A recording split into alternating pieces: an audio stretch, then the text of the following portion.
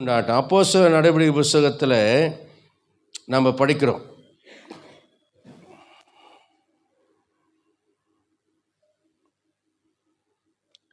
நாம் ஏற்கனவே நம்ம படித்தோம். அப்போஸ்தலர் 12ஆம் அதிகாரத்தை எடுத்துக்கொள்ளுங்க.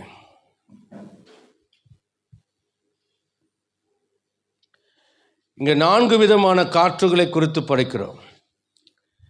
லேகியோன் பிசாசு பிடித்தவனை கர்த்தர் சந்திப்பதற்கு முன்பதாக தேவன் அவருடைய பயணத்திலே அவருடைய பயணத்தை தடுக்கிற ஒரு பலத்த காற்றை ஆண்டவர் கடலிலே சந்தித்தார்.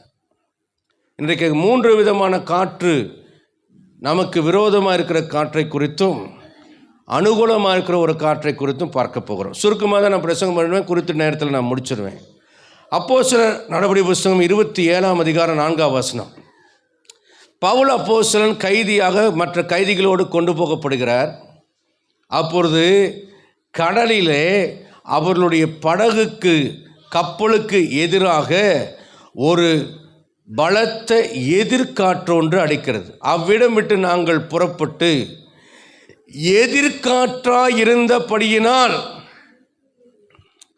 பிசாசு நம்முடைய வாழ்க்கையில் அவன் நம்மை எதிர்க்கிற காற்றாக நம்மை எதிர்த்து வருகிறவராக இருக்கிறான்.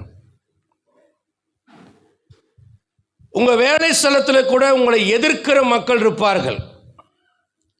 உங்களுக்கு ப்ரொமோஷன் கொடுக்கலாங்கும் போது அந்த உயர் அதிகாரிகளில் ஒரு ஆள் உங்களுக்கு கொடுக்கக்கூடாது என்று எதிர்த்து போராடுகிறவனாக இருப்பான். நீங்கள் வேலை செய்கிற இடத்துல உங்களை குற்றப்படுத்துவதற்காக எதிர்த்து போராடுகிற ஒரு நபரை சாத்தான் வைத்திருப்பான். நமக்கு எல்லாமே அனுகூலமாக நடக்கிறது கிடையாது. ஒரு வேலையை போய் எடுக்கலாம் நீங்கள் நினச்சிருப்பீங்க, ஆனால் அவனுக்கு அந்த வேலையை நீங்கள் தராதீங்கன்னு சொல்கிறதுக்கு ஒரு எதிர்ப்பின் ஆவியை சாத்தான் உங்களுக்கு விரோதமாய் எழுப்ப விடுவான். நிறைய நேரங்களில் நாம் நினைக்கிறோம் நம்ம காரியங்கள் உடனே நடந்துடும், நம்முடைய காரியங்களை உடனே செய்கிறோம். விசேஷமாக உங்கள் பிள்ளைங்க பள்ளிக்கூடத்தில் படிக்கிறாங்க வச்சுக்கொள்ளுங்களேன், எல்லா ஆசிரியர்களும் உங்கள் பிள்ளைகளுக்கு சாதகமாக இருக்கிறாங்கன்னு நம்ம சொல்ல முடியாது.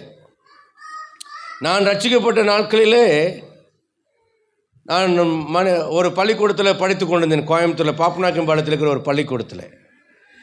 அப்போது ஒரு மேக்ஸ் வாத்தியார், அவர் ஒரு குறிப்பிட்ட ஒரு உயர் ஜாதி பிரிவை சேர்ந்தவர், அந்த பிரிவை சேர்ந்தவர்.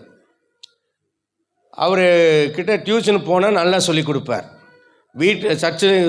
ஸ்கூலில் வேணால் சொல்லித்தர மாட்டார். நாக்கு அப்படி கடிச்சுக்குவார், போர்டில் உட்காந்துட்டு அப்படியே அது என்னடா அப்படின்னு கணக்கு போட்டு புரிஞ்சுதா அப்படின்னு போய் குடிக்கிற தண்ணியில் கையை கழுவிட்டு உட்காந்துக்குவார். இல்லைன்னா வேசல போய் வெளியே நின்று பக்கத்து வாத்தியார் கிளாஸ் வாத்தியாரோடு பேசுவார். சார் புரியல சார், சொல்லிக் கொடுங்க சார் அப்படின்னா, என்னடா புரியல, அது நல்லா பாரு, ஃபஸ்ட் ரேங்க் வாங்குற பாரு, உனக்கு புரிஞ்சுதா அப்படின்னு கேட்பார். அவன் என்ன பண்ணுவான், புரியல நான் சொல்லுவேன், அவன் புரிஞ்சுதுன்னு தலையாட்டுவான். அவனுக்கு புரிஞ்சது உனக்கு ஏன்டா புரியல, அவங்கள்ட்ட கேட்டு கற்றுக்கோ அப்படின்னு போயிடுவார். இப்போ அவருடைய அக்கா பையன் என் கிளாஸ்மேட், அவன் பேர் ஸ்ரீராம். அப்போ அவங்ககிட்ட சொன்னோம், டியூஷன் வாங்கடா, சூப்பராக சொல்லிக் கொடுப்பாருன்னா. 50 ரூபா டியூஷன் போயிட்டேன். சூப்பராக சொல்லிக் கொடுக்குறார், அன்போ அன்பு, அவ்வளோ அன்பு, அவ்வளோ பண்பு, அவர் அப்படிங்கிற மாதிரி சொல்லிக் கொடுக்குறார். மாதம் முடிகிற ஒரு ஓரத்தில் எங்கள் அப்பாட்ட சொன்னேன், டியூஷன் ஃபீஸ் கட்டணும். எங்கள் அப்பா கணக்கில் சூரப்புலி, அவர் அந்த காலத்து பிஎஸ்சி மேக்ஸு. அவர் சொல்லிட்டாரு, நானே சொல்லிக் கொடுக்குறேன், வாடா வீட்டில் எங்கே டியூஷன் பண்ணுறேன் அப்படின்ட்டார். இப்போ எனக்கு 50 ரூபானா பெரிய காசு அந்த காலத்தில். நான் எங்கே போவேன் 50 ரூபா? அவருக்கு கடைசி வரைக்கும் நான் 50 ரூபா இன்றைக்கி வரைக்கும் கொடுக்கவே இல்லை. அது ஒரு பெரிய டெபிட் எனக்கு, அது டெப்ட் எனக்கு இருக்குது. அந்த 50 ரூபா தராதனால அவர் என்ன சொல்லுவார்னா, இவன் ஃபெயில் ஆக போகிறான்டா, ஜாகிர் ஃபெயில் ஆக போகிறான். ஏபிசிடின்னு 4 செக்ஷன் இருக்குது. 4 செக்ஷன்லேயும் அவர் என்ன பண்ணுவார், அவன் ஃபெயில் ஆவான்டா. ஏன்னா ஹாக்கி கோச்சிங்க்கு எனக்கு கவர்மெண்ட் ஒரு தனி கோச் போட்டிருந்தாங்க. அடிக்கடி என்னை ஸ்டேட் லெவலுக்கு போகிறதுக்காக எனக்கு கோச்சிங்க்கு கூப்பிட்ருவாங்க. அது இல்லாமல் ஃபுட்பாலில் நான் ஸ்கூல் டீம் கேப்டன், அதனால் என்ன அதுக்கு கூப்பிட்ருவாங்க, அத்லெட் ப்ராக்டிஸ். அதனால் பெரும்பகுதி கிளாஸ் ரூமில் உட்கார்ற வாய்ப்பே எனக்கு இருக்காது. அதனால் அவன் இந்த வருஷம் ஃபெயில் ஆக போகிறான், அவன் உட்கார போகிறான், அவன் ஃபெயில் ஆக போகிறான், இப்படியே பேசிகிட்டு இருப்பார். எதிர்ப்பின் ஆவி. ஆனால் இதெல்லாம் தாண்டி வர கர்த்தர் எனக்கு உதவி செய்தார். சின்ன வயதுலேருந்து பாருங்கள், என்னை எதிர்க்கிற மகள், என் சொந்தக்காரங்களுக்கெல்லாம் யாருக்கும் பிடிக்காது. எங்கள் அம்மா அப்பாவை ஃபேவர் பண்ணணுன்னா என்ன ஏதாவது குறை சொல்லுவாங்க. எங்கள் சொந்தக்கார பையன் வீட்டில் இருந்தான், எங்கள் அம்மா அப்பா கல்யாணத்துக்கு வெளியே போன சமயத்தில் எங்கள் அப்பா வச்சுருக்கிற மதுபானத்தை அவன் குடிச்சிட்டான். எங்கள் அப்பா எதுக்கு அடித்தார்னு எனக்கு கடைசி வரைக்கும் தெரியல, பல நாளாக தெரியல. ரொம்ப வருஷம் கழிச்சு தான் தெரிஞ்சதுக்கு அவங்க மதுபானம் காணாமல் போனதுக்கு தான் அவர் என்னை அடித்தார். அபாண்டமான பழி பாவங்களை நாம் மேலே சுமத்துவாங்க. உங்களில் பல பேர் கூட பாதிக்கப்பட்டிருக்கலாம், உங்கள் குடும்பத்தாராலேயே பாதிக்கப்பட்டிருக்கலாம்.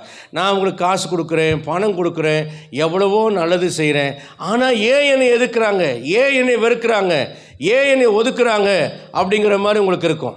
நல்லா கவனிங்க, இது ஒரு எதிர்ப்பின் ஆவி. இந்த எதிர்காற்றாக இருந்தபடினால இவங்க என்ன செய்ய வேண்டியதுன்னா, சீப்ரு தீவின் ஒதுக்கிலே, அந்த வார்த்தையை கவனிங்க, சீப்ரு தீவின் ஒதுக்கிலே ஓடினோம். அப்படின்னா உங்களை எதிர்க்கிற வல்லமைகள் எதிர்த்து நிற்கும்போது நீங்கள் ஒதுக்கப்பட்டவர்களாக மாறிவிடுவீர்கள். உங்கள் சொந்த வீட்டிலேயே அனாதை போல் இருக்கிறவங்களாக இருப்பீங்க. எத்தனையோ பேர் சொல்லியிருக்காங்க, என்னை விட என் தங்கச்சி தான் நேசிக்கிறாங்க, என்னை விட எங்கள் அக்காவை தான் நேசிக்கிறாங்க, என்னை விட எங்கள் அண்ணனை தான் நேசிக்கிறாங்க அப்படிலாம் சொல்கிறத பார்க்குறோம். என் மூத்த மகனோட மனைவியை தான் பிடிக்குது, ஆனால் என்ன அவங்களுக்கு பிடிக்க மாட்டேங்குது, இப்படிலாம் சொல்லக்கூடிய நிறைய குற்றச்சாட்டுகளை நாம் பார்க்கலாம். இதுக்கெல்லாம் காரணம் என்ன? நீங்கள் ஏன் ஒதுக்கப்படுகிறதுனா, உங்களை குறிவைத்து தாக்குகிற ஒரு எதிர்ப்பின் வல்லமை உங்களுக்கு விரோதமாக எதிர்காற்றாய் வீசுகிறது. அழகா பெர்க்மான்ஸ் பாடுவார், எதிர்காற்று வீச எதிர்ப்போரும் பேச அப்படின்னு ஒரு பாட்டு பாடுவார். எதிர்காற்று வீசும்போது உங்களை எதிர்க்கிறவர்கள் பேசிக்கொண்டிருப்பார்கள் என்று அர்த்தம். எதிர்க்கிறவர்கள் பேசுகிறார்கள் என்றால் உங்களுக்கு எதிர்காற்று வீசுகிறது என்று அர்த்தம். நீங்கள் நல்லதுக்கு சொன்னால் கூட அது உங்கள் மேலே பழியாய் வரும். ரயிலியா சொல்லுங்களேன். ஒருத்தன் பேப்பரில் படித்தேன், காவல்காரன் பட்டியில் ஒரு சில வருஷங்களுக்கு முன்பாக 2 பேர் வாலிபர்கள் போகும்போது நேருக்கு நேர் மோதிட்டாங்க, ஆக்சிடெண்ட் ஆயிடுச்சு. 3வது ஒரு ஆள் இந்த வாலிபர்களை தூக்கி விட்டு ரத்த காயங்களை எல்லாம் தொடச்சிட்டு அவனுக்கு அதில் ஒருத்தன் தப்பாக வந்தவனை பார்த்து சொன்னான், ஏப்பா அவனுக்கு அறிவு இருக்கா, பார்த்து போகலால, ஒழுங்காக பார்த்து போப்பான்னு சொன்னோன்னே இவன் கேட்டான், உனக்கு என்ன வேலை, உன் வேலையை பார்த்துட்டு போன. இவன் பேச ஒரு ஆர்கியூமெண்ட் வந்தோடனே, இருடா உன்னை வச்சுக்கிறேன்னு சொல்லிட்டு இவன் போய் 3 ஃப்ரெண்ட்ஸை தண்ணியை போட்டு கத்தியோடு கூட்டிகிட்டு எந்த ஆள் இவங்க 2 பேர்த்துக்கு நடுவில் சமாதானத்தை ஏற்படுத்தும்படியாக பார்த்து போன்னு சொன்னாரா, அந்த ஆளை வெட்டிவிட்டான். இப்போது நீங்கள் வழியில் போனால் கூட எவனாவது விழுந்தா கூட தூக்கி விட்டினா கூட, ஏன்டா என்னை தூக்கி விட்ட, நான் உன்னை தூக்கி விட சொன்னேன்னு சண்டைக்கு வந்துடுவான். நீங்கள் நல்லதுக்கு தான் செய்வீங்க, நல்ல யோசனை தான் சொல்லுவீங்க, நல்ல காரியம் தான் செய்வீங்க. ஆனால் உங்களுக்கு விரோதமாக எதிர்காற்று வீசுமானால் நீங்கள் செஞ்ச நல்லதே உங்களுக்கு கெட்டதாக மாறிடும். நீங்கள் ரொம்ப ரொம்ப ரொம்ப ரொம்ப நிதானமாக நீங்கள் அந்த காலத்தை பகுத்துறீங்க. எல்லா காலத்திலும் அப்படி நடக்காது. எப்படி காற்று சீசனுக்கு வீசுகிறதோ அதே மாதிரி சில சோதனையான நேரங்கள் இருக்கிறது, தீங்கான காலங்கள் இருக்கிறது. எபேசியர் 6 அதை வாசிக்கிறோம். தீங்கு நாட்களில் அவற்றை எதிர்த்து நிற்க திராணி உள்ளவர்களாகும்படிக்கு தேவனுடைய சர்வாயுத வர்க்கத்தை தரித்துக் கொள்ளுங்கள் என்று சொல்லப்படுகிறது. சில நேரத்தில் நீங்கள் நினைப்பீங்க, நமக்கு யார் பில்லி சூனியம் செய்ய போகிறாங்க, பெருசாக கேரளாவுக்கு போய் பில்லி சூனியம் செலவு பண்ணி செஞ்சுட்டு வரணும்னு அவசியம் கிடையாது. நான் இருக்கிற வீட்டுக்கு பக்கத்தில் ஒரு வீடு இருக்கிறது. அவர் வீட்டுக்கு பின்னாடி ஒரு பிளாட்டு, அது அவங்க அப்பாவுடைய பிளாட்டு. அவர் உயிர் எழுதி வச்சுட்டாரு. அவருக்கு 97 வயசு. அவருக்கு காது கேட்காது, கண்ணு பார்வை மங்கல். நான் அவர் வீட்டு பக்கத்தில் இருக்கும்போது சொன்னேன், ஏங்க வீடு ஏதோ ஒன்று கட்டுங்க, ஏதோ ஒன்று வேலியை போடுங்க அப்படிலாம் சொன்னேன். அவரே, சார் வீட்டுக்கு நேர் பின்னாடி, வீட்டுக்கு பின் பக்கத்துக்கு அப்படியே நேர் பிளாட்டு, அது இந்த ஏரியாவே எங்கள் அப்பா போட்ட பிளாட்டு சார். இது யார் சார் என்ன செய்ய பண்ணுற, பையனுக்கு கல்யாணம் ஆச்சு, பிள்ளை கல்யாணம் ஆச்சு, பெங்களூருக்கு போனார். பெங்களூர் போன சமயத்தில் இந்த ஒரு பழைய பத்திரத்தில் எந்த இடமெல்லாம் இருக்குதுன்னு செக் பண்ணதில் இவர் உங்கள் இடம். அப்போ அந்த காலத்து பத்திரத்தில் பார்த்தீங்கன்னா எழுதி கொடுத்தவங்களுடைய இது மட்டும்தான் இருக்கும், எழுதி வாங்கினவங்களுக்கு கையெழுத்தெல்லாம் இருக்காது. ஒரு சைடு கையெழுத்து மட்டும் தான் இருக்கும், ஃபோட்டோ இருக்காது, அந்த எழுத்தும் புரியாது. பத்திரத்தை கையில் எழுதுவாங்க, எதுவுமே புரியாது. சீலும் அரைகுறையாக தான் இருக்கும், எல்லாமே அரை தான் இருக்கும். ஒரு டூப்ளிகேட்டாக இவங்க ஒரு செட்டப் பண்ணி அந்த இடத்த வாங்கின மாதிரி ஒரு பத்திரம் போட்டு, அடுத்து ஒரு பத்திரத்தை போட்டு, அப்புறம் ஒரு பத்திரம் போட்டு 3 பத்திரம் பண்ணிவிட்டு அந்த இடத்த என்ன பண்ணிட்டாங்க, ஆக்கிரமிச்சிட்டாங்க. இடத்த அளக்கும்போது பக்கத்தில் இருக்கிறவர் கேட்குற, இது இவருடைய பிளாட்டாச்சு, நீங்கள் யார் அளக்குறங்க, நாங்கள் விலைக்கு வாங்கிட்டோன்னு சொல்ல. அவர் உடனே ஃபோன் பண்ணி அவருக்கு சொன்னால் அவர் முய்யான்னு ஒடியாரார். ஒடியாந்தவர் இடம் ஆக்கிரமிச்சுன்னு கேஸ் போடுறாரு, வக்கீல்கிட்ட போகிறாரு. வக்கீல் சொல்லிட்டாரு, இது உங்களுக்கு செல்லாது, ஏனென்றால் அவங்க பேரண்ட் பத்திரத்தை க்ரியேட் பண்ணிட்டாங்க, 3 பத்திரம் ஆயிடுச்சு, உங்களுக்கு செல்லாது, இல்லைன்னா உங்கள் அப்பா சாட்சி கொண்டு வரணும். ஏன்னா இவங்க அப்பா இவர் பேருக்கு உயில் தான் எழுதியிருக்கார், ஆனால் அவர் உயிரோடு இருக்கிறார். உயிரோடு இருந்தால் உயில் செல்லாது. ஆனால் உங்கள் அப்பா விற்றுட்டாங்க. கோர்ட்டில் வந்து சாட்சி சொல்ல சொன்னால் அவருக்கு கண்ணு தெரியாது, காது கேட்காது, வக்கீல் என்ன கேட்குறாருன்னு தெரியாது, அவரால் பதில் சொல்ல முடியாது, கேஸ் நிற்காது, அதனால் விட்டுருங்க சார்ன்ட்டாங்க. செலவு வலிக்கிறது வேஸ்ட்டு. அப்போது நான் கேட்டேன், அப்போ உங்களுக்கு கிட்டத்தட்ட 40 லட்ச ரூபா ஆச்சு சார், போச்சே உங்களுக்கு அப்படின்னு. அவர் சொன்னார், சார் அவனை சும்மா விட மாட்டேன் சார், அவங்க பெரிய ஆள் சார், அரசியல்வாதி, ரவுடி கூட்டம், எப்படி சார் நீங்கள் என்ன பண்ணுவீங்கன்னு கேட்டேன். இல்லை சார், கேரளாவில் கோயில் இருக்குது சார், அங்கே போய் பண்ணிட்டு வந்துட்டேன் சார், 1 வருஷம்தான் சார், நீங்கள் பார்த்துக்க சார்னாரு. 1 வருஷத்தில் அந்த மனுஷன் செத்து போயிட்டான். நல்லா இருந்தான், ஹார்ட் அட்டாக்கில் போன வருஷத்துக்கு முந்தின வருஷம் என்கிட்ட சொல்கிறாரு, போன வருஷம் அந்த மனுஷன் செத்து போயிட்டான். நீங்கள் என்ன நினைக்கிறீங்க? அசுத்தாவிலுக்கு வல்லமில்லை நீங்கள் நினைக்கிறீங்களா? புள்ளி சூன்யத்துக்கு வல்லமில்லை நினைக்கிறீங்களா? மந்திரவாதத்துக்கு வல்லமில்லை நினைக்கிறீங்களா? உங்களுக்கு விரோதமாக யார் எங்கே என்ன செய்வாங்கன்னு தெரியாது.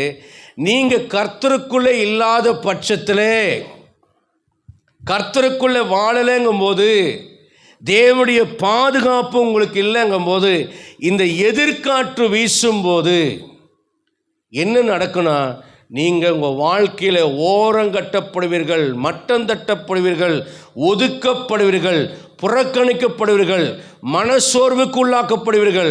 அங்கே எப்படி பெனினால் ஓய்வில்லாமல் எதிர்த்து பேசி பேசி பேசி பேசி அந்த வீட்டில் சந்தோஷத்தை அனுபவிக்க முடியாதபடிக்கு அந்நாள் ஓரங்கட்டப்பட்டவளாக, தன்னைத்தானே ஒதுக்கி கொண்டவளாக, இன்ஃபீரியாரிட்டி காம்ப்ளெக்ஸ், மன அழுத்தத்துக்குள்ளே தாழ்வு மனப்பான்மையினர் தன்னை ஒதுக்கி வைத்து கொண்டு சந்தோஷப்பட முடியாமல் கண்ணீர் விட்டு அழுது கொண்டிருந்தாலோ, அதை போல உங்கள் பகைஞருடைய வாய் உங்களுக்கு விரோதமாய் திறந்திருந்து உங்களுக்கு விரோதமான தூஷணமான வார்த்தைகளை பேசுகிற ஒரு காலம் இருக்கிறது.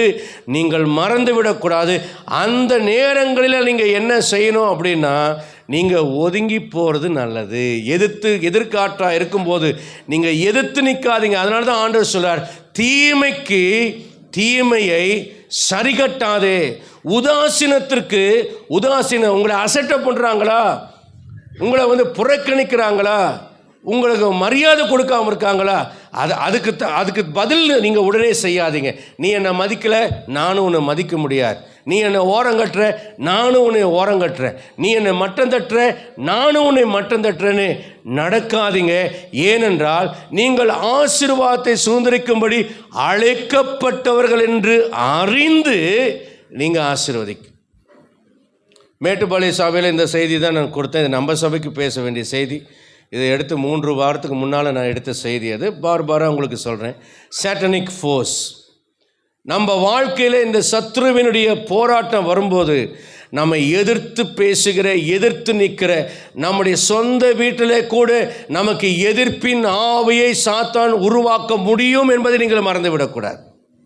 யோபின் வீட்டுக்குள்ளே அவன் உள்ளே ஊடுருவல் செய்தபோது, யோபின் மனைவிக்குள்ளே அவன் ஊடுருவி தேவனை தூஷித்து ஜீவனை விடும், நீ ஏன் உன் உத்தமத்தில் உறுதியாக இருக்கிறான்னு கேட்டேன். அம்மா ஜபமன்னு பெருசாக ஜபன்னு போனேன், உன் புள்ள வாழ்க்கை என்னாச்சு? பெந்தகோஸ்தே சபைன்னு போனேன், உன் புள்ள வாழ்க்கை என்னாச்சு? பெருசாக ஜபிக்கிற, உன்னால் என்ன சாதிக்க முடிஞ்சது? இன்னும் கடன் பாரம் போகலை, இன்னும் உனக்கு ஒரு வேலை கிடைக்கல, இன்னும் அதுவும் சாதிக்க முடியல. ஆனால் ஒன்றை நீங்கள் மறந்து விடாதீர்கள், உங்கள் ஜெபங்கள் கேட்கப்படாமல் போகவில்லை, உங்கள் விண்ணப்பங்களுக்கு கர்த்தர் பதில் தராமல் போகவில்லை. ஏற்ற காலத்தில் ஏற்ற விதமாய் சிறப்பான காரியங்களை செய்வதற்காக கர்த்தர் அமைதியாய் காத்திருக்கிறார். அவைகளுக்கெல்லாம் ஏற்ற காலம் வரும்போது சரியான விதத்தில் தேவன் பதில் கொடுப்பார். கர்த்தர் உங்களை கைவிட்டுட்டாருங்கிற எண்ணத்தை ஏற்படுத்துவதற்காக தான் சாத்தான் சில இருளான நாட்களை கொடுக்கிறான்.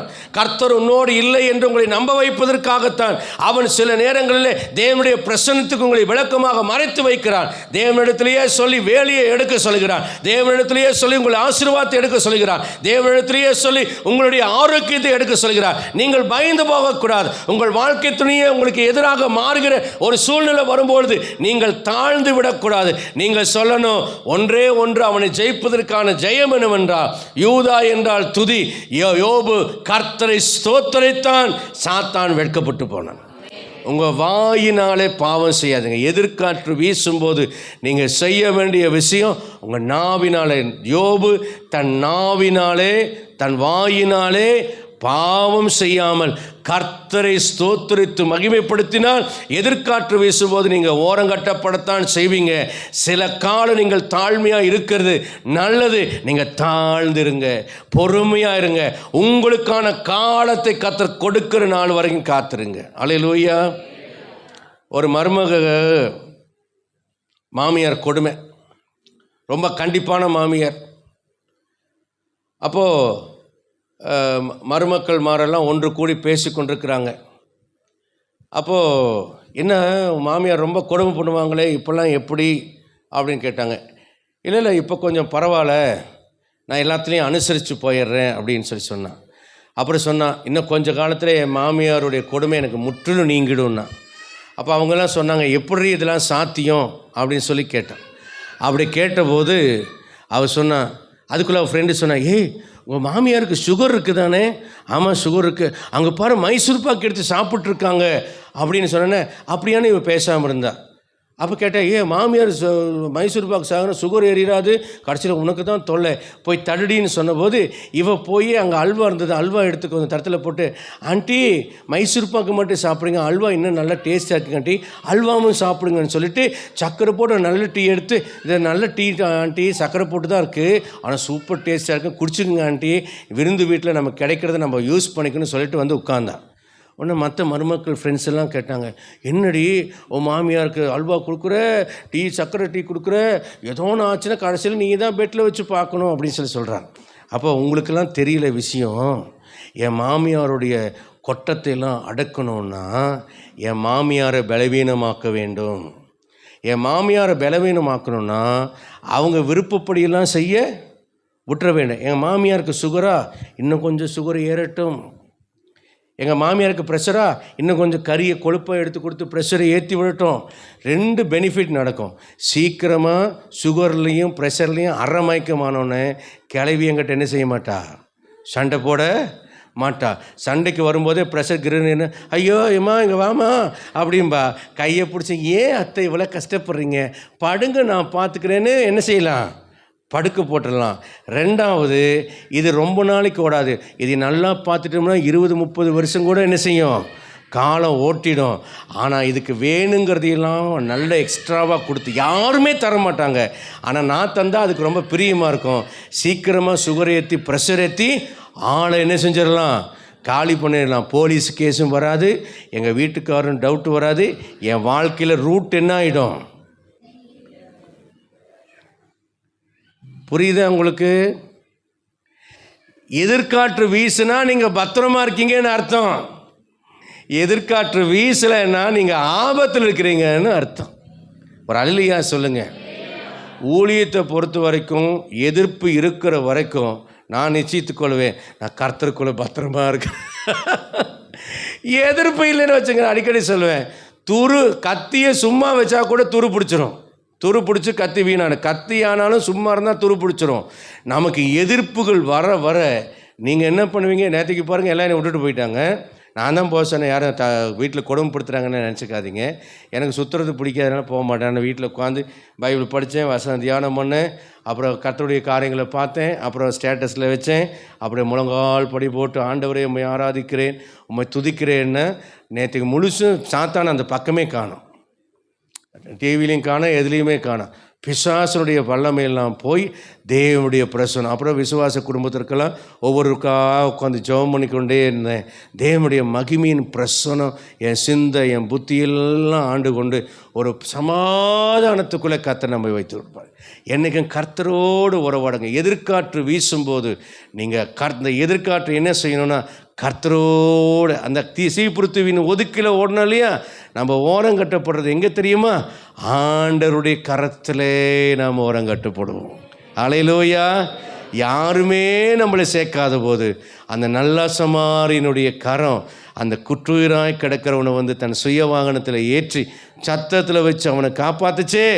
அந்த இரக்கமுள்ள இருதயம் ஓரங்கட்டப்பட்டிருக்கிற உன்னை, கணவன் உன்னை ஓரங்கட்டுகிறானா, மனைவி உன்னை ஓரங்கட்டுகிறாளா, பெற்றோர் உன்னை ஓரங்கட்டுறாங்களா, வேலை செய்கிற இடத்துல ஓரங்கட்டுகிறார்களா, பக்கத்து வீட்டில் இந்த ஊரில் ஓரங்கட்டுகிறார்களா? நான் சொல்லுகிறேன், ஆகாது என்று தள்ளின கல்லை மூளைக்கு தலைக்கல்லை ஆக்கும்படியாய் ஓரங்கட்டப்பட்டு தூக்கி வீசப்பட்ட அந்த கல்லை ஒரு கரம் வந்து எடுக்கிறது. அது தேவாதி தேவனுடைய கரம். அல்லேலூயா. எதிர்காற்று வீசுகிறதுன்னு சோர்ந்து போயிடாதுங்க. Never give up. பக்கத்தில் இருக்கிறவங்கள பார்த்து சொல்லுங்க, விட்டு கொடுத்துறாத. அல்லேலூயா. உன் மன உறுதியை விட்டுறாத. எதிர்காற்று வீசினாதான் நாம் கர்த்தருடைய கரத்தில் இருக்கிறோம். ஆமென். ரெண்டாவது காரியமாக நீங்கள் பார்க்கலாம், அப்போஸ்தலர் 22ஆம் அதிகாரம் 7ஆம் வசனம். இங்கே தடுக்கிற ஒரு காற்று. அதுக்கு அந்த வாசிங்களா, அப்போஸ்தலர் 27:7. சாரி 27:7.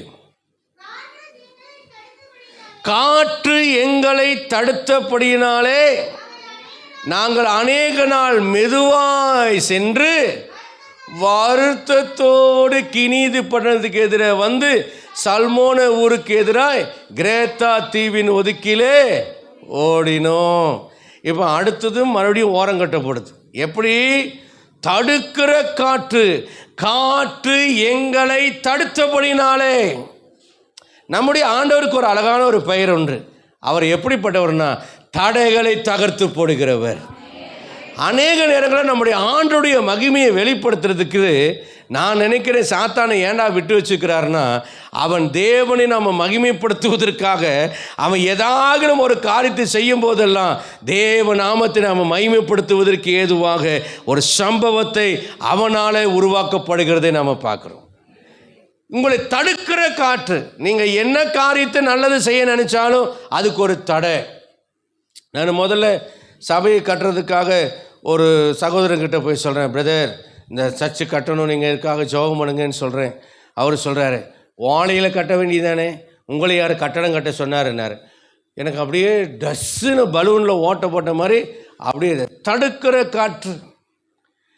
சில நேரத்தில் சொல்லுவேன், ஐயோ இந்த ஊழியங்கள் வளர்கிறதுக்கு ரொம்ப கடினமாக இருக்குது, நல்லா ஜெபம் பண்ணுங்கும்போது அவங்க சொல்லுவாங்க, பேசாமல் உங்கள் சொந்த ஊர்லேயே போய் ஊழியம் செய்யலாம்ல, இங்கெல்லாம் ரொம்ப கஷ்டம் பாஸ்டர், இங்கே ஏன் கஷ்டப்படுறீங்கன்னு சொல்லி கேட்பாங்க.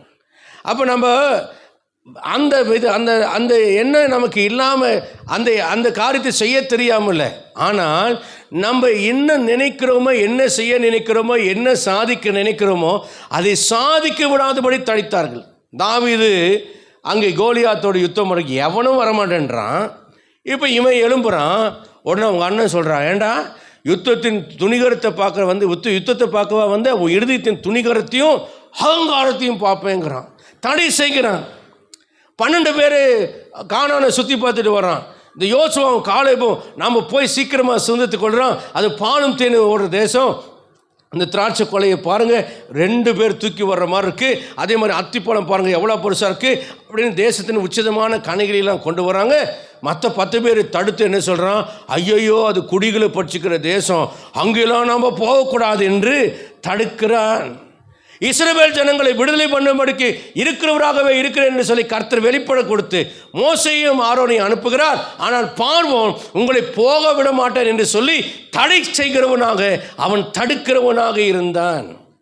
நிறைய நேரங்களில் நீங்கள் கர்த்தருக்காக செய்யலான்னு நினைக்கிறதையோ, கர்த்தர் உங்களுக்கு செய்ய நினைக்கிற காரியங்களையோ தடுக்கிற ஒரு காற்று உங்கள் வாழ்க்கையில் வீசக்கூடும்.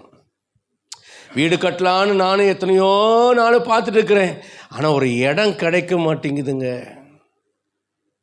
வீட்டில் ஏதோ ஒரு பக்கம் இடிஞ்சு போச்சு, அதை கட்டணும்னு நினைக்கிறீங்க, ஒரு கொத்தனார் கிடைக்க மாட்டேங்கிறாங்கங்க. சுவிட்ச் போர்டு ரிப்பேர் ஆகிடுச்சு, இது மாற்றணும்னு. எங்கள் வீட்டில் பார்த்தீங்கன்னா சின்ன சின்ன காரியங்களாக இருக்கும், எனக்கே அதை செய்ய தெரியும், ஆனால் அதை செய்யறதுக்கே முடியாமல் ஒரு தடையாக இருக்கும். ஆனால் அதுக்காக நான் சில நாட்களில் என் மனைவிட்டு சொல்ல, இதுக்காக ஜெபம் பண்ணுன்னு.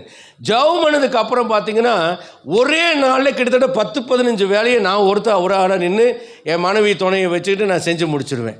அப்போ நான் யோசிப்பேன், இவ்வளவு நாளாக ஏன் நமக்கு இந்த சிந்தை வரல, ஏன் நம்மளால் இதை செய்ய முடியல என்றால், உங்கள் வீட்டில் ஆசீர்வாதம் தங்கக்கூடாதபடி, பழுதாய் போனவர்களை சீர்படுத்த முடியாதபடி, புதிய நன்மைகள் வரக்கூடாதபடி தடை செய்கிற ஆவி.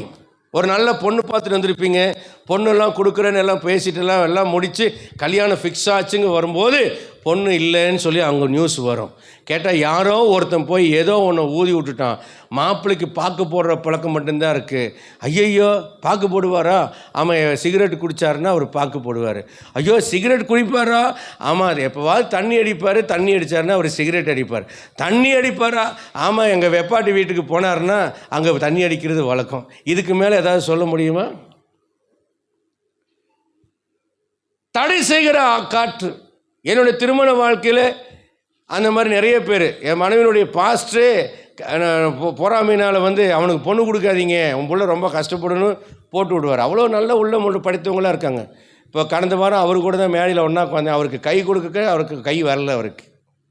அவர் முன்னால் தான் பிரச்சனை. சில பேர் கை கொடுப்பாங்க, உனக்கு உள்ளத்துலாம் வஞ்சனையாக இருப்பாங்க. நான் இங்கே சொன்னால் நம்மள தான் பாஸ் சொல்கிறாரு நீங்கள் நினச்சேன், அங்கே சொன்னது தான் இங்கே சொல்கிறேன். என் மனைவி சாட்சி. பெந்தகோசக்காரங்க மாதிரி இருதயத்துக்குள்ளே வஞ்சனை வச்சவங்கள நான் வேறு யாரையும் பார்க்கல. உலக பிரகாரமாக வாழ்ந்த நாட்களில் இந்துக்கள் குடும்பத்தில் நாங்கள் வாழ்ந்துக்கிறோம். அவங்க எங்களுக்கு வீட்டுக்கு ஹவுஸ் ஓனரு, எங்களை குளிப்பாட்டி சோறாக்கி கொடுத்து அவங்க அன்பு அவ்வளோ பெருசு, அவ்வளோ நல்லா எங்களை பார்த்துக்குவாங்க. எங்கள் அம்மாவை மகனும் எங்கள் அப்பாவை மருமகன்னு சொல்லி அவ்வளோ நல்லா பார்த்துக்குவாங்க. இன்னும் அந்த அன்பு எனக்கு ஏக்கமாக இருக்குது. அவ்வளோ நல்ல மனுஷங்க, புறஜாதி மக்கள்.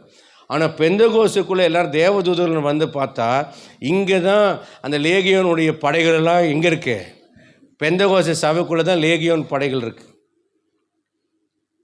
ஏன்னா சரியான மனம் திரும்புதல் இல்லை. எங்கே வெட்டி நியாயம் பேசுகிறாங்களோ, எங்கே அடுத்தவர்கள் கதையை பேசுகிறாங்களோ, எங்கே குறை பேசுகிறாங்களோ, அங்கே நீங்கள் நல்லா நினச்சிங்க, அங்கே தேவன் ஆசீர்வாத ஜீவனையும் ஊற்ற மாட்டார். அங்கே பிசாசு மரணத்தையும் சாபத்தையும் தான் ஊற்றுவான். என்றைக்கும் ஒரு பரிசுத்தவான் என்றால் அவனுடைய வாய் சுத்தமாக இருக்கணும். நீங்கள் அதிகமாக தேவனோடு நீங்கள் ஜெபிச்சிங்கன்னா நீங்கள் கரெக்டான காரியத்தை மட்டும் பேச கர்த்தர் உங்களுக்கு உதவி செய்வார். பகுத்தறியக்கூடிய ஞானத்தை தருவார். உங்கள் வார்த்தைகள் யாரையும் கொல்லாது. உங்கள் வார்த்தைகள் யாருடைய சமாதானத்தையும் எடுக்காது. உங்கள் வார்த்தைகள் ஆலோசனையாக இருக்கும். ஆனால் அதே சமயத்தில் ஒரு காரியத்தை சொல்லணும். ஆகாபுக்கு பொய்யின் ஆவி ஆலோசனை சொல்லிச்சு.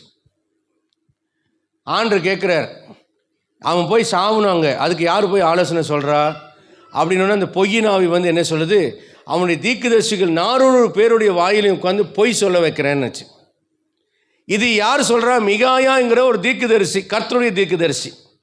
யோசபாத் கேட்குறான், இந்த 400 தீர்க்கதரிசி தீர்க்கதரிசனம் சொல்கிறான் சிதேக்கியாங்கிற தீர்க்கதரிசி தலைமையில். அப்போ இவன் கேட்குறான், இவன் வாயிலையும் எனக்கு நம்பிக்கை இல்லை, கர்த்தருடைய தீர்க்கதரிசி எவனும் இல்லையா அப்படிங்கிற நம்ம சொல்கிறான். அவன் ஒருத்தனுக்கு அவனை ஜெயிலுக்குள்ளே வச்சுக்கிறேன், அவன் எப்போ பார்த்தாலும் என்னை பற்றி தப்பாக தான் சொல்லுவான்.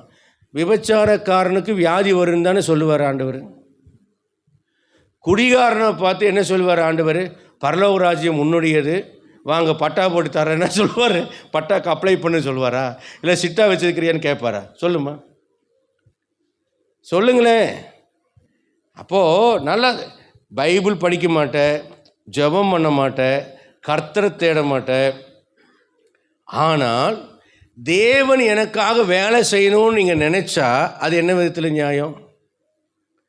நிறைய நேரங்களில் நாம் என்ன செய்கிறோம் தெரியுமா? என்னுடைய கீழ்ப்படுதலிலே நான் உண்மையாக இருக்க மாட்டேன், ஆனால் தேவன் தம்முடைய வாக்கு தத்துவத்தில் உண்மையுள்ளவராக இருக்க வேண்டும். மறுபடியும் நான் சொல்கிற வார்த்தையை மனசுக்குள்ளே வாங்கிக்கோங்க. என்னுடைய கீழ்ப்படுதலிலே நான் உண்மையுள்ளவனாக இருக்க மாட்டேன், நான் கீழ்ப்படிய மாட்டேன். ஆனால் வாக்களித்தவரே நீர் உண்மையுள்ளவர், நீர் அதை என்ன செய்யணும்? எனக்காக செய்யணும். ஆனால் சவுலை பார்த்து சாமுவேல் சொல்கிறான், பலியிடுவதை பார்க்கணும் கீழ்ப்படுதலும் சர்வாங்க தகனங்களை பார்க்கிறோம் தேவனுடைய வார்த்தைக்கு செவி கொடுத்து சேருதலுமே. அப்ப நல்லா சொல்லுங்க, எது சத்தியம்? நீ கீழ்ப்படியாவிட்டாலும் பரவாயில்ல, நீ ஆண்டரை விட்டு தூரம் போனாலும் பரவாயில்ல, கர்த்தர் வாக்குத்தத்தத்தில் உண்மையுள்ளவர், உன்னை தலையாக்குவார் அப்படின்னு நான் குதிச்சு தகரடப்பா அப்படின்னு ஒரு கண்ணி பாஷை பேசி தீர்க்க தரிசனம் சொல்லணும்னு எதிர்பார்க்குறீங்களா? ஒரு ஃபேக் பாஸ்டராக நான் செயல்படணும்னு எதிர்பார்க்குறீங்களா? Never. I can't do this. என்னால் அதை செய்ய முடியாது. அதனால தான் எனக்கு நிறைய எதிர்ப்பு. அந்த எதிர்ப்புகள் இருக்கும்போதெல்லாம் நான் நினச்சிக்கிறேன், நான் கரெக்டாக சத்தியத்தை பேசுகிறேன். ஏன்னா ஆண்டவர் சத்தியத்தை பேசும்போதெல்லாம் ஆண்டருக்கு எதிர்ப்பு வந்தது. எதிர்ப்பு வரணும். பிரசங்கம் பண்ணணும், எதிர்ப்பு வரணும். பிரசங்கம் பண்ணால் குறை சொல்கிற மக்களை எழும்பணும். 2 விஷயம் நடக்கணும். ஆன்டிபயாட்டிக் உங்கள் உடம்புல செலுத்திட்டா, தடுப்பூசி உங்கள் உடம்புல செலுத்தினா அந்த தடுப்பூசியே உங்களுக்கு ஒரு காய்ச்சலை ஏற்படுத்தும். அப்போ தான் அந்த நோய் தடுப்பு கிருமி உங்கள் உடம்புல வேலை செய்யுதுன்னு அர்த்தம். ஒரு பிரசங்கத்தை கேட்கும்போது உங்களுக்கு இருக்கிற பல விதமான அழுக்குகளெல்லாம் நுர பொங்கி வெளியே வரணும். அதையெல்லாம் நீங்கள் பகுத்து பார்த்து அறிக்கையிட்டு ஆண்டுடைய சமூகத்தில் பரிசுத்தமாகணும். தடுக்கிற வல்லமைகளெல்லாம் உங்களை விட்டு விலக்கப்பட வேண்டும். தேவனுடைய வசனத்தின் வடிவில் தேவ சாயலாய் நீங்கள் மாற வேண்டும். அல்லேலூயா. பாருங்க, தேவனை ஆராதிக்க முடியாதபடி மார்க் 10:46-59 வசனத்தில் பர்த்திமேய் என்கிற குருடன் உட்கார்ந்து கொண்டிருந்தான், வழியருகே பிச்சை கேட்டுக்கொண்டு. தாவீதின் குமாரனை எனக்கு இறங்கணும்னு கேட்டான். நிறைய கூட்டம் ஆண்டர் கூட்டத்துக்கு நடுவில் போயிட்டுருக்கிறார். இவனோ குருடன், எங்கே ஆண்டர் இருக்கிறாருன்னு அவனுக்கு தெரியல. அப்போ என் சத்தத்தை கேட்டு அவர் வரட்டும்னு சொல்லி தாவீதின் குமாரனை எனக்கு இறங்கணும்னு சத்தமாக கூப்பிட்றான். உடனே பக்கத்தில் சொல்ல பார்க்கணும், கூட்டு போயில சத்தம் போட்டு பாரு, ஏசு போயிட்டு இருக்கிறார், சவுண்டு விடுற, போனதுக்கு அப்புறம் சத்தம் போடு அப்படின்னு சொல்லி அவனை பேசாதிருக்கும்படி அவனை அதட்டினார்கள். அவனுக்கு கண்ணு பார்வை வேணும். இந்த சந்தர்ப்பத்தில் ஆண்டு அந்த வழியாக வரும்போது இப்போ அவரை கூப்பிட்டாதான் உண்டு. இனி அவரை கூப்பிடுனா எனக்கு கதி இல்லை, எனக்கு ரட்சிப்பு இல்லை. உடனே அவனுக்கு நடுக்கும். இதை விட்டுறக்கூடாது. தடை செய்கிறாங்க. இவன் என்ன செஞ்சுருக்கணும்? நீங்கள் நானும் என்ன பண்ணியிருப்போம்? ஐயோ எல்லாம் திட்டுறாங்களே, கண்ணும் தெரியாது, சகாயம் செய்கிற ஆள் இல்லை, போடுற பிச்சையும் போடலைன்னா என்ன பண்ணுறது, ஆண்டு வரலைன்னா என்ன பண்ணுறதுன்னு அவன் அவிசுவாசமாக சந்தேகப்படல. அவன் தடை செய்யப்பட்டாலும் முன்னிலும் உரத்த சத்தமாய் அவன் கூப்பிட்டான், தாவீதின் குமாரனே எனக்கு இரங்கும். இயேசு நின்று அவனை அழைத்து, நான் உனக்கு என்ன செய்ய வேண்டும் என்று இருக்கிறாய் என்று கேட்டார். அவர் அல்லேலூயா சொல்லுங்க. தடைகள், ஆண்டவரை தேடுவதற்கு தடைகள் வரும் பொழுது, ஜெபத்திற்கு தடைகள் வரும்போது, உபவாசிப்பதற்கு தடைகள் வரும்போது, வேத வாசிக்க தடைகள் வரும்போது, முன்னிலும் அதிகமாய் தேவன் அன்றைக்கு நெருங்கி சேரும்படியாக ஆண்டவரே ஆண்டவரே என்று கூப்பிட்டு ஜெபிப்பாயானால் உன்னை தடை செய்கிற எவ்வளவு பெரிய கூட்டத்தின் வல்லமைகளையும் கர்த்தர் அகற்றி உன்னுடைய கூப்பிடுதலுக்கு அவர் உறக்கமாய் இறங்கி, சங்கீதம் 91 சொல்கிறது, அவனின் நாமத்தை அறிந்திருக்கிறபடியால் அவனை உயர்ந்த அடைக்கலத்திலே வைப்பேன், அவன் என்னை நோக்கி கூப்பிடுவான், நான் அவனுக்கு மறுஉத்தரவு அருளி செய்வேன், ஆபத்தில் நானே அவனோடு கூடியிருந்து அவனை தப்புவித்து அவனை கனப்படுத்துவேன் என்று கர்த்தர் சொல்லுகிறார். யாரும் உங்களை பரிசுத்தம் இல்லை, நீ அந்த இல்லை இது இல்லை, இந்த மாதிரி வரல யார் நீட்டி சொன்னாலும் பயப்படப்பட. உங்களை குற்றப்படுத்தும் போது நீங்கள் சோர்ந்து போகக்கூடாது. இதுதான் மன வலிமையை நீங்கள் வளர்த்து கொள்ளணும். தடைகள் வரும், உங்களை மட்டும் தட்டுறவங்க வருவாங்க. லூக்கா 5:18 பார்க்குறோம். 19-20 வசனத்தில் ஒரு திமிர்வாதக்காரன் படுக்கையில் இருக்கிறான். இயேசுக்கிட்ட தூக்கிட்டு வரணும்னு 4 பேர் தூக்கிட்டு வரான். ஆனால் பார்த்தா உள்ளே போக முடியல, அவர் வீட்டுக்குள் இருக்கிறார். என்ன பண்ணானுங்க? எல்லாம் தடையாக இருக்கிறது ஆண்டுகிட்ட வர்றதுக்குன்னு தடுத்துட்டு பேசாமல் விட்டுட்டு போயிடல, வீட்டின் மேலே ஏறுறாங்க, கூரையை பிறக்கிறாங்க. 4 பேர். எவ்வளோ ரிஸ்க்காக இருக்கும் பாருங்கள். அந்த கூரையில் நிற்கிறதே பெரிய கஷ்டம். இவன் வெயிட்டு, அவனை வேற துமக்கிற ஒரு கட்டல், அதையே எப்படி மேலே கொண்டு போய் ஆண்டவர் இருக்கிற இடத்துக்கு நேராக கீழே இறக்குறான். எவ்வளவு தடை வந்த பொழுதும் அவனுடைய டெஸ்டினேஷனை அவன் ரீச் பண்ணாமல் விடலை. அவன் டார்கெட்டை அவங்க ஒன்று சேர்ந்து ரீச் பண்ணாங்க. இது போல குழுவாக குடும்பமாக சேர்ந்து தேவ சமூகத்தில் நீங்கள் அடைய வேண்டிய லக்கை அடையும்படி தடைகள் எவ்வளவு வந்தாலும் அதை தாண்டுகிற பலனை கர்த்தர் உங்களுக்கு அருளி செய்வாராக. வேதம் சொல்லுகிறது, உம்மால் நான் சேனைக்குள் பாய்வேன், உம்மால் நான் ஒரு மதிலையும் தாண்டுவேன்.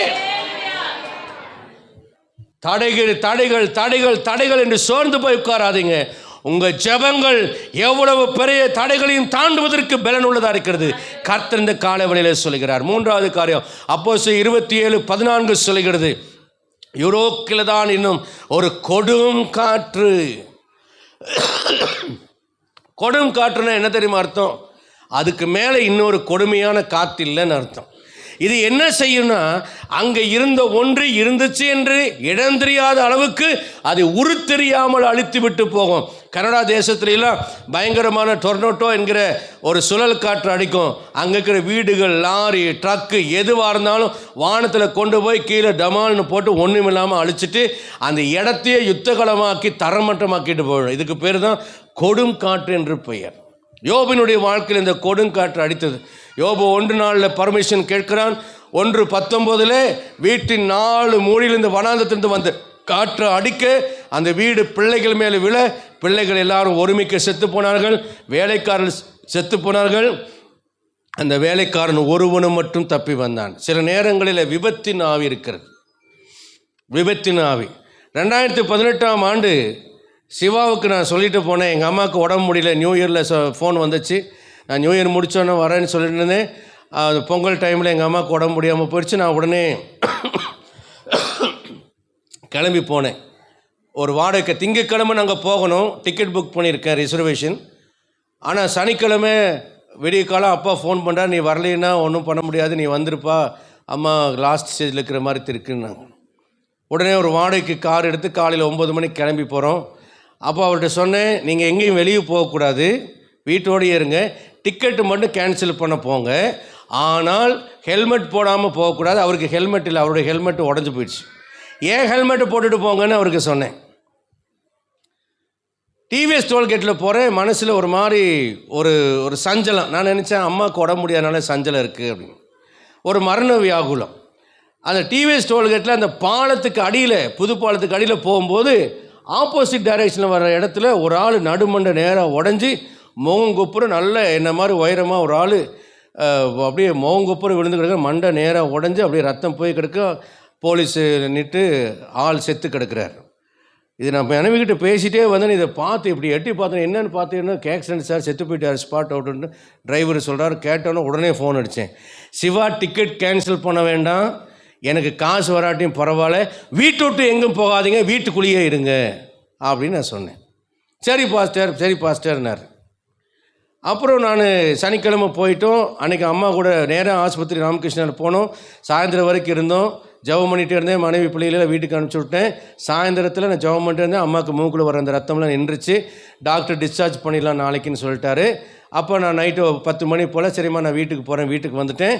வீட்டில் வந்து இருக்கும்போது, நீ திருச்சிக்கு போ அப்படின்னு எனக்குள்ளே ஒரு உந்துதல்.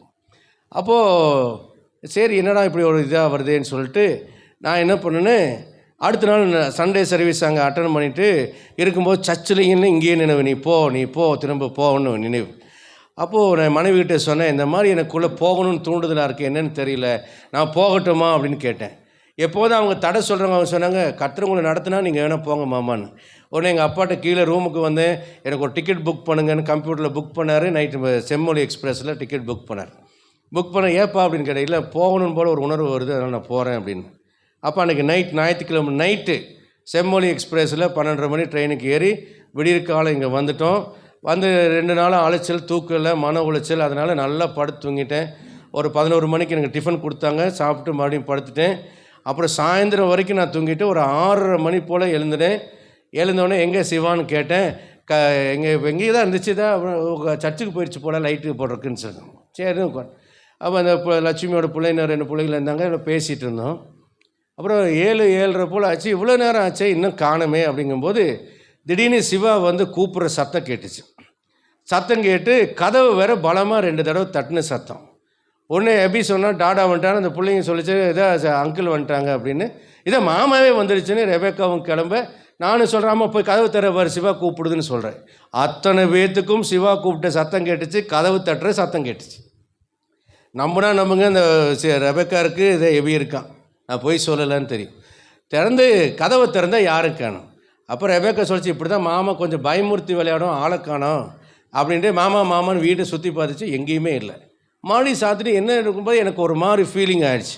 உடனே நான் சொன்னேன், உடனே ஃபோன் அடி, இவ்வளோ நேரம் ஆளை கண்ணனா ஃபோன் அடிக்க மாட்டேன், உனக்கு அறிவில்லையா, ஃபோன் அடி அப்படிங்கிறேன். ஃபோன் எடுத்து அடிக்க போகும்போது ஃபோன் அடிக்குது. ஃபோன் அடித்தா என்னென்னு கேட்டால், எனக்கு வினோனுக்கு ஆக்சிடெண்ட் ஆகிடுச்சு, மவுண்ட் ஆபில் இருக்கிற, உடனே வாங்க அப்படின்னு. எனக்கு மூச்சு எடுக்க முடியலன்னு உடனே காருக்குள்ளே தூக்கி போட்டோம். அதுக்கப்புறம் நடந்தது உங்களுக்கு தெரியும். 9 எலும்பு உடஞ்சி ஐசியூவில் வந்து ஆள் பிழைக்கிறது கஷ்டம்னு மார்ச் வரைக்கும் பெரிய ஆஸ்பத்திரிக்கு கொண்டு போயிடுவாங்க. அங்கே தான் பாடி கொடுப்பாங்கன்னு டாக்டர் எல்லாம் எழுதி கையெழுத்து வாங்கிட்டோம். என்ன சொல்ல வரேன் தெரியுமா? நம்முடைய வாழ்க்கையில் சில நேரங்களிலே கர்த்தர் தாம் செய்ய போகிற கிரியைகளையோ அல்லது சாத்தான் நமக்கு எதிராக வைத்திருக்கிற பதிவிடுகளை கர்த்தர் நமக்கு வெளிப்படுத்துவார். நிறைய நேரங்களில் எங்கள் அம்மாவுக்கு மரணம் வர்ற மாதிரி இருக்கும். உடனே நான் உட்காந்து ஜெபம் பண்ணுவேன். ஆண்டர்கிட்ட அடையாளம் கேட்டு ஆண்டர் வாக்குதத்தம் கேட்டு ஜெபம் பண்ணுவேன். கர்த்தர் அதிலேருந்து ஸ்கிப் பண்ணுவார். என் மனைவிக்கு 2020 மரித்து போவாங்கன்னு கர்த்தர் எனக்கு வெளிப்படுத்தினா என் குடும்பத்தாருக்கு தெரியும். உங்களுக்கு நான் சொல்லியிருக்கிறேன். அதுபோல் கேன்சர் ஸ்டிமுலேட் ஆகிற மாதிரி இருந்துச்சு. கர்த்தர் அவங்களுக்கு ஜீவனை கர்த்தர் திருப்பி கொடுத்தார். நிறைய நேரங்களிலே கர்த்தர் கொடுக்குற வெளிப்பாட்டை அசட்டை பண்ணாதீங்க. எனக்கு 2 தடவை ஆக்சிடெண்ட் ஆகிருக்கு. ஆக்சிடெண்ட் ஆகிறதுக்கு முன்னால் ஆக்சிடெண்ட் ஆக போகுங்கிற உள்ளுணர்வு எனக்கு சொல்லிகிட்டே இருந்துச்சு. முதல் தடவை கார் எடுத்த போது கரூரில் ஆக்சிடெண்ட் ஆகிற மாதிரி ஃபீலிங் இருந்துச்சு. அதே போல் ஆக்சிடெண்ட் ஆச்சு. அதே மாதிரி இந்த இப்போ வச்சுக்கிற காரில் அதே மாதிரி கரூருடைய வெள்ளை கோயிலில் ஆக்சிடெண்ட் ஆகிற மாதிரி ஃபீலிங் இருந்துச்சு. மனைவி சொன்னாங்க, அந்தகாரமாக இருக்குது வானத்தில், அதனால் ட்ராவல் பண்ண வேண்டாம், ஏதோ ஒரு டீ கடையில் டீ சாப்பிட்டு நம்ம வெளிச்சமானதுக்கப்புறம் போகலாம் அப்படின்னு மனைவி சொல்கிறதுக்குள்ளே டீ கடை தேடிட்டே போகும்போது ஒரு அம்பாசிடர் குறுக்க வந்து எனக்கு ஆக்சிடெண்ட் ஆச்சு. அநேக நேரங்களிலே கர்த்தர் வழியிலே சத்ரு வந்து பதிவடியை வைப்பான். தேவன் நம்மை பாதுகாப்பதற்காக நம்மை எச்சரிப்பார். எஸ்ரா சொல்லுகிறான், வழியிலே சத்ருவை விலக்கி எங்களுக்கு போகிற வழியில் நல்வழியை காட்டுவதற்காகவும் எங்களுக்காகவும் எங்கள் பிள்ளைகளுக்காக எங்களுடைய பொருள்களுக்காகவும் நாங்கள் அகாவா நதி அண்டையிலே உபவாசத்தை கூறுவித்தோம் என்று சொல்கிறான். வழியிலே சங்கார தூதனை விலக்கி நம்முடைய போக்கையும் வரத்தையும் ஆசீர்வதிக்கும்படியாக நாம் தேவ சமூகத்தில் ஜெபிக்கிறதாக்கணும். சாப்பிடும்போது ஜெபம் பண்ணுங்க. எந்த வண்டியை எடுத்தாலும் ஜெபம் பண்ணிட்டு வண்டியை எடுங்க. தேவனே உம்முடைய பிரச்சனைகளுக்கு முன்பாக போகட்டும்னு ஜெபம் பண்ணுங்க. வழியிலே வரக்கூடிய சத்ருவை விளக்கணும். இப்போ நான் வந்து இதை சொல்கிறேங்கிறதுக்காக என்ன கோவிச்சுக்காதீங்க. கர்த்தர் நமக்கு வெளிப்பாடு கொடுத்து நம்மளை ஜாக்கிரதையாக்கி நம்மை பாதுகாக்க பறந்து காக்கிற பட்சியை போல அவர் பாதுகாக்கிறவராக நம்முடைய செவிக்கு வெளிப்படுத்தி ஜெபம் பண்ணு, உபவாசம் போடு, சத்ரு உனக்கு எதிராக இப்படிலாம் திட்டங்களை வைத்திருக்கிறான், உன்னை நான் காக்கட்டும் என்று கர்த்தர் சொல்லும்போது நாம் கர்த்தருடைய கரத்தை பிடித்து கொள்ளணும். பாருங்கள், அவர் பேச்சை கேட்காம கொஞ்சம் அவ்வளோ நேரம் இருந்தார். அன்னைக்கு கொஞ்சம் நேரம் இருந்துட்டாருன்னா அவருடைய வாழ்க்கையில் ஒரு 6 மாத காலம் அவர் உபத்திரவு போட வேண்டிய அவசியம் இல்லை. அவர் பிழைக்கிறதே கஷ்டமாக கிடைச்சதே பெரிய விஷயம். ஏன்னா மறித்து போகிற அளவுக்கு முகத்தில் ஒரு பிரசனம். நான் நினச்சேன் கர்த்தர் கொண்டு போயிடுவார் போல், அவர் பிரியமாக இருக்கிறார், தூக்கிட்டு போயிடுவார் போலன்னு இந்த ரோட்லையெல்லாம் கத்திட்டே ஜெபம் பண்ணிட்டு போனேன். அந்த ராத்திரி மாதிரி ஒரு டெரிபிளான பயங்கரமான ராத்திரி என் வாழ்க்கையில் வந்தது கிடையாது. என் அன்புக்குரியவர்களே, தடை செய்கிற சத்ரு நம்முடைய வாழ்க்கையில் வரும்பொழுது நீங்கள் ஜெபங்களினாலும் உபவாசங்களினாலும் துதிகளினாலும் நீங்கள் நல்ல ஞானத்தோடு நீங்கள் வாழ்கிறதுனால சத்ருவை நீங்கள் மேற்கொள்ள முடியும். யூரோக்கில் தான் என்னும் கொடுங்காற்றை நீங்கள் ஜெயிக்க முடியும். எதிர்காற்றை நீங்கள் ஜெயிக்க முடியும். இந்த 3 காற்றுக்கு அப்புறம் ஒரு தென்றல் காற்று வீசினது. அப்போ வசனம் சொல்லுகிறது, தாங்கள் கோரினது கைகூடி வந்தது என்ற 27ஆம் அதிகாரம் 13ஆம் வசனம். நீங்கள் வாஞ்சிக்கிற காரியத்தை தருவதற்கு கர்த்தர் ஒரு காலத்தை வைத்திருக்கிறார். யோபினுடைய வாழ்க்கையில் இந்த கொடுங்காற்று வீசினதுக்கு அப்புறம் கர்த்தர் ஒரு தென்றல் காற்றை வீச பண்ணினார். உறவினர்கள் வந்து பார்த்தார்கள், ஒவ்வொரு பொற்காசுகளை கொடுத்தார்கள், அவனுக்காக அங்கலாய்த்தார்கள். யோபினுக்கு கர்த்தர் ரெக்கவரி பண்ணினார், அவனை ரெனியூவல் பண்ணினார், அவனை கர்த்தர் டிரான்ஸ்ஃபார்மேஷன் பண்ணினார். மீண்டும் 7 பசங்க 3 குழந்தைகள் பிறந்தாங்க. எந்த மனைவி தூசித்தாலும் அவளை கொண்டே கர்த்தர் செய்தார். இரட்டிப்பான ஆசீர்வாதத்தை தந்து யோபினுடைய வாழ்க்கையை கர்த்தர் ஆசீர்வதித்தார். உங்கள் வாழ்க்கையில் எதிர்காற்று வீசும்போது சோர்ந்து போகாதீங்க. தடை செய்கிற காற்று வீசும்போது சோர்ந்து போகாதீங்க. கொடும் காற்றாக யூரோக்கில் தான் வீசினாலும் சோர்ந்து போகாதீங்க. கர்த்தர் அமர்ந்த ஒரு மெல்லிய தென்றலை, உங்கள் விண்ணப்பங்களுக்கு பதில் கொடுக்கும் ஒரு தென்றல் காற்றை வைத்திருக்கிறார். அல்லேலூயா. அந்த தென்றல் காட்டு நீங்கள் எப்போவோ ஜெபம் பண்ணியிருப்பீங்க, அந்த ஜெபங்களுக்கெல்லாம் பதிலை கொண்டு வரும். அல்லேலூயா. அது காடுகளை கொண்டு வந்து உங்களுக்கு குவிக்கும். அல்லேலூயா. பலத்த கீழ்காற்றை அனுப்பினார். இந்த கீழ்காற்று உங்களை தாக்காது, ஆனால் மேலே இருக்கிறதையெல்லாம் கொண்டு வந்து உங்கள் காலுக்கு கீழே கொண்டு வரும். அல்லேலூயா. மேலே இருக்கிற ஆசீர்வாதங்களை எல்லாம், உங்களுக்கு எட்டாத ஆசீர்வாதங்களை எல்லாம் உங்கள் பாதங்களுக்கு கீழாக கொண்டு வரும்படி, அந்தகாரத்தின் வல்லமைகளை எல்லாம் உங்கள் சமாதானத்தின் தேவன் உங்கள் காலுக்கு கீழாக நசுக்கு போடும்படி பலத்த ஒரு காற்றை, கீழ்காற்றை ஆண்டவர் அனுப்புவார். அப்பொழுது உங்களுக்கு எதிராக வரக்கூடிய எல்லா எதிர்ப்பின் வல்லமைகளை உங்கள் பாதங்களுக்கு கீழாக்கி போடுவார். அல்லேலூயா. அவருடைய பாதங்களுக்கு கீழாக்கி போடுவார் என்ற வார்த்தையின்படி எதிர்த்து வருகிறவர்களை கர்த்தர் கீழாக்கி போடுவார். தடை செய்கிறவர்களை கீழாக்கி போடுவார். கொடும் செய்கிறவர்களை கர்த்தர் உங்கள் பாதங்களுக்கு கீழாக்கி போடுவார். என் அன்புக்குரிய அருமையான கர்த்தருடைய பிள்ளைகளை, இந்த வல்லமைகளை எதிர்க்கும்படியாக கர்த்தருடைய சமூகத்தில் காத்திருங்க. நீங்கள் கர்த்தரால் மறக்கப்படவில்லை. உங்கள் ஜெபங்கள் கேட்கப்படாமல் போகவில்லை. தேவனுடைய கரம் உங்களை விட்டு விலகவில்லை. தேவன் தம்முடைய சட்டைகளுக்குள்ளே உங்களை மறைத்திருக்கிறார். உன்னதமான மறைவிருக்கிறவன் சர்வ வல்லவருடைய நிலையிலே தங்குவான். நான் கர்த்தரை நோக்கி, நீர் என் அடைக்கலம், என் கோட்டை, நான் நம்பியிருக்கிறேன் என்று சொல்லுவேன். அவர் உன்னை வேடனை கண்டிக்கும், பாலாக்கும், கொள்ளை நோய்க்கும் தப்பிப்பார். அவர் சிறகுகளின் கீழே, சிறகுகளினால் மூடுவார். அவர் சேட்டைகளின் கீழே அடைக்கலம் ஓடுவாய். இஸ்ரவேலின் சேனைகளின் தேவனாய் கர்த்தருடைய சட்டைகளின் கீழே அடைக்கலமாய் வந்த உனக்கு அவராலே நிறைவான பலன் கிடைப்பதாக. உன் மாறாவெல்லாம் மதுரமாய் மாறும். என் ஆண்டவர் உங்களை ஆசீர்வதித்து காப்பார். அல்லேலூயா. என் தேவ ஜனமே, சோர்ந்து போகாதே. ஜெபிக்க சோர்ந்து போகாதே. உபவாசிக்க சோர்ந்து போகாதே. கர்த்தர் உன் விண்ணப்பத்தை கேட்கிறவராக இருக்கிறார். முழங்கள் படியிட்டு ஜெபிப்போம்.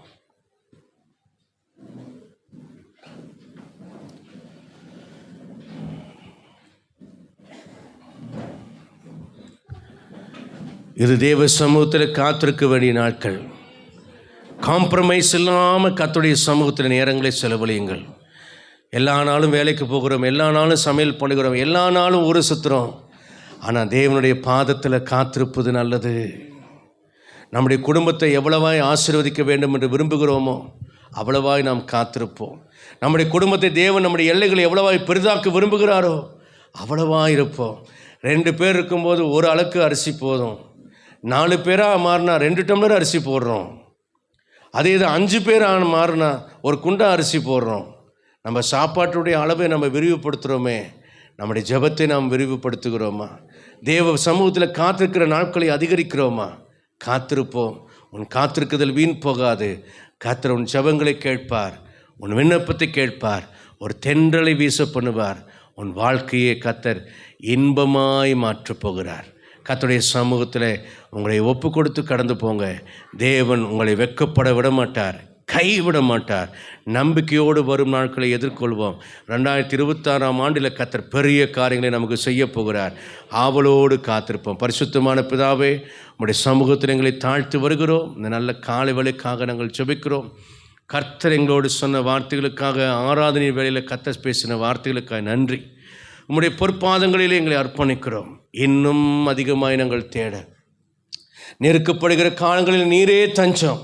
உம்மை இன்னும் தீவிரமாய் தேட, உம்மை ஆராதிக்க, இன்னும் உமக்கு நன்றியோடு வாழ, உம்மை விட்டு விலகாமல் உம்மை உறுதியாய் பற்றி பிடித்துக்கொள்ள எங்களுக்கு உதவி செய்யுங்க ஆண்டவரே.